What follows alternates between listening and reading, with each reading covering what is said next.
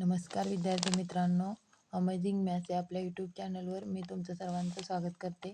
तर आज आपण graphical representation of grouped frequency distribution, histogram आणि फ्रिक्वेन्सी पॉलिगॉन कसा काढायचा याचा सॅम्पल एक्झाम्पल घेऊन सोडवणार आहोत. तर बघा, एक्झाम्पल आहे the following table shows the weight of the children and the number of children. Draw the histogram and frequency polygon.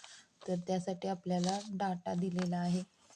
तर डाट्यामध्ये वेट ऑफ चिल्ड्रन के मध्ये दिलेला आहे आणि नंबर ऑफ चिल्ड्रन दिलेले आहेत. प्रत्येक के मध्ये किती नंबर ऑफ चिल्ड्रन आहेत ते दिलेले आहेत. तर आपण जर ऑब्झर्वेशन केलं डाटाचं, तर ह्याच्यामध्ये जे क्लास दिसतात 6, 7, 8, 9, 10, 11 ह्याच्यामध्ये डिसकंटिन्युअस क्लास आहेत. म्हणजेच लोअर लिमिट आणि अप्पर लिमिट दुसऱ्या क्लासचं काय आहे वेगवेगळं आहे. त्यासाठी आपल्याला काय हिस्टोग्राम काढायचा आहे. तर त्यासाठी आपल्याला कंटिन्युअस क्लास करून घेणं गरजेचं आहे. तर क्लास दिलेले आहेत ते आपण लिहून घेतले आणि कंटिन्युअस क्लास करण्यासाठी आपल्याला काय करायचं आहे, तर लोअर लिमिट 0.5 कमी करायचं आहे आणि अप्पर लिमिट 0.5 वाढवायचं आहे. तर आपण असे कंटिन्युअस प्रत्येक क्लासचं लोअर लिमिट 0.5 कमी करून अप्पर लिमिट 0.5 वाढवलं. असे क्लास तयार झाले. ते झाले कंटिन्युअस क्लास. म्हणजे काय, ह्याचं जे लोअर लिमिट अप्पर लिमिट आहे ते ह्याचं लोअर लिमिट असणार आहे. म्हणजे हे कंटिन्युअस झाले. इथं 9.5 आहे, हे 9.5, 11.5, 11.5. तर कंटिन्युअस क्लास करून घेतले. हिस्टोग्रामसाठी आपल्याला कंटिन्युअस क्लास असणं गरजेचं आहे आणि आपल्याला फ्रिक्वेन्सी पॉलिगॉनसाठी सुद्धा क्लास कंटिन्युअस करून घेणं गरजेचं आहे. तर क्लास मार्क आपण कसा काढतो ते आपण मागच्या लेक्चरमध्ये मीन काढताना बघितलेलं आहे. तरी पण एकदा बघा. तर lower limit plus upper limit भागिले 2 म्हणजेच काय करायचं आहे, बेरीज करून भागिले 2 केल्यानंतर काय येणार आहे, 6.5 येणार आहे. ह्याचं पण तसंच करायचं आहे.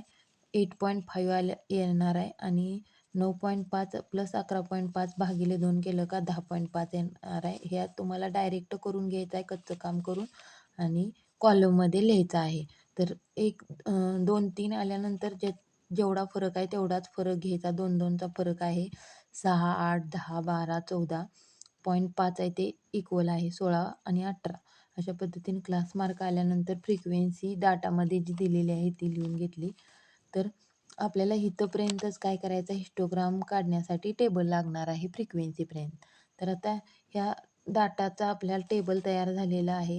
ह्या टेबलनुसार तुम्ही काय करू शकता, ग्राफ पेपरवरती हिस्टोग्राम काढू शकता. तर आपण इथं काढलेला आहे, बघू शकता हिस्टोग्राम. तर हिस्टोग्रामसाठी स्केल अत्यंत महत्त्वाचा आहे.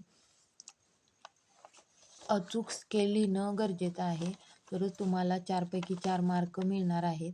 तर आपण एक्स ॲक्सिस वाय ॲक्सिस काढून घेतला आहे आणि डाट्यानुसार काय केलेलं आहे आपल्याला, आपण स्केल घेतलेला आहे. तर स्केल पहा, स्केल आपण काय केलेलं आहे, on x axis 1 centimetre is equal to 2 weight of children काढलेला आहे आणि वाय ॲक्सिसवरती 1 centimetre is equal to 5 childrens घेतलेला आहे.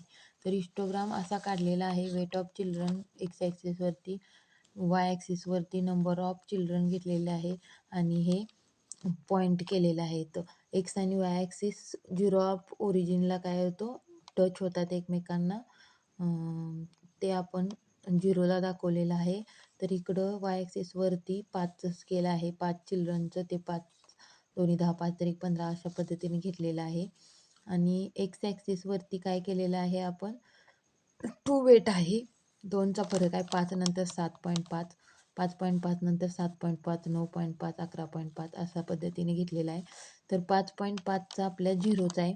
त्यामुळे तो हिस्टोग्राम आपण इथं हे केलेला नाही आहे, काढला नाही. 7.5 पासून येणार. 7.5 ते 9.5 या क्लासचं काय आहे, 20 आहे.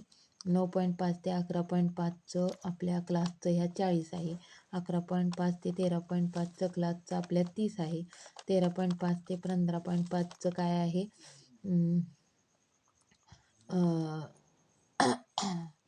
15.5चं आपल्या काय आहे, तर 25 आहे. अशा पद्धतीने हे आपण इथं पॉईंट प्लॉट करून घेतलेला आहे आणि ह्याचं काय आहे 15.5 17.5चं आहे 15.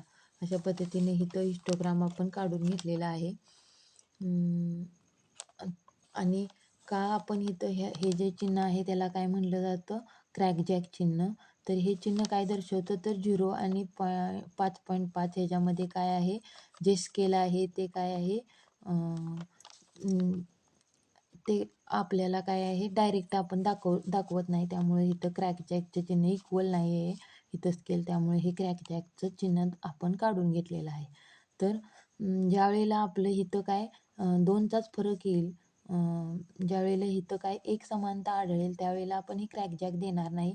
परंतु इथं 0 नंतर 5.5 आहे म्हणजे इथं कुठलीही समानता नाही, पण इथून समानता लागते 5.5 7.5 9.5 2चा फरक आहे. म्हणजे इथं आपण काय केलेलं आहे हिस्टोग्राम असा काढलेला आहे. तर क्रॅकजॅक चिन्ह 0 ते पहिला पॉईंट जो आहे याच्यामध्ये दाखवायचा आहे. तर अशाच पद्धतीनं आपण फ्रिक्वेन्सी पॉलिगॉनसुद्धा काढलेला आहे.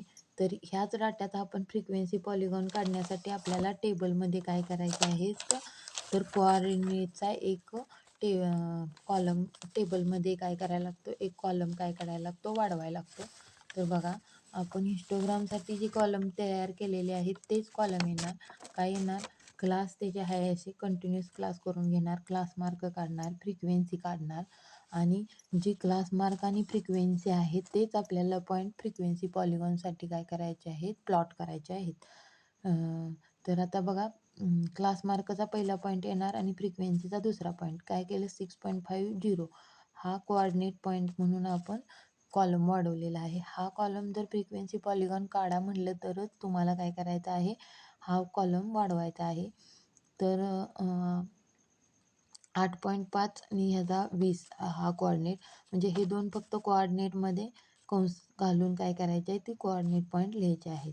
ह्याचे 16.5 15 आणि 18.5 0 अशा पद्धतीनं आपण हा टेबल येणं गरजेचं आहे फ्रिक्वेन्सी पॉलिगॉनसाठी सुद्धा. आणि फ्रिक्वेन्सी पॉलिगॉन तुम्हाला काय करायचं आहे परत ह्याच्यासाठी तुम्हाला सुद्धा स्केल महत्त्वाचं आहे. स्केल आपलं तेच येणार आहे जे आपण ह्याच्यासाठी हिस्टोग्रामसाठी काढलं होतं ते. फक्त आता तुम्हाला काय करायचं आहे ते फ्रिक्वेन्सी पॉलिगॉनसाठी काय करायचं आहे ते तर वेट ऑफ चिल्ड्रन आहे ते 6.5 8.5 10.5 12.5 14.5 16.5 18.5 अशा पद्धतीनं आपलं जे पॉईंट आहेत कोऑर्डिनेट पॉईंट तेच आपण काय केलेलं आहे एक्स ॲक्सिसवरती काय घेतलेलं आहे स्केल म्हणून ते पॉईंट लिहिलेले आहेत. आणि वाय ॲक्सिसवरती काय आलेले आहे तेच नंबर ऑफ चिल्ड्रन आलेले आहेत ते आपण वाय ॲक्सिसवरती दाखवलेलं आहे वाय ॲक्सिसवरती.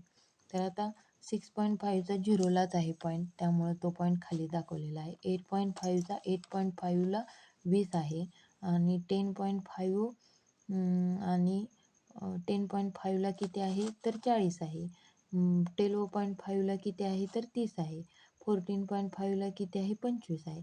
16.5ला 15 आहे. 18.5ला किती आहे 18.5ला 0च आहे. अशा पद्धतीने पॉईंट प्लॉट केल्यानंतर ते पॉईंट जोडून घेतले का आपला झाला फ्रिक्वेन्सी पॉलिगॉन. तर अशा पद्धतीनं तुम्ही पाय डायग्रॅमसुद्धा ग्राफिकल रिप्रेझेंटेशनचे तिसरं एक्झाम्पल आहे पाय डायग्रॅम ते सुद्धा तुम्ही काढू शकता. थँक्यू.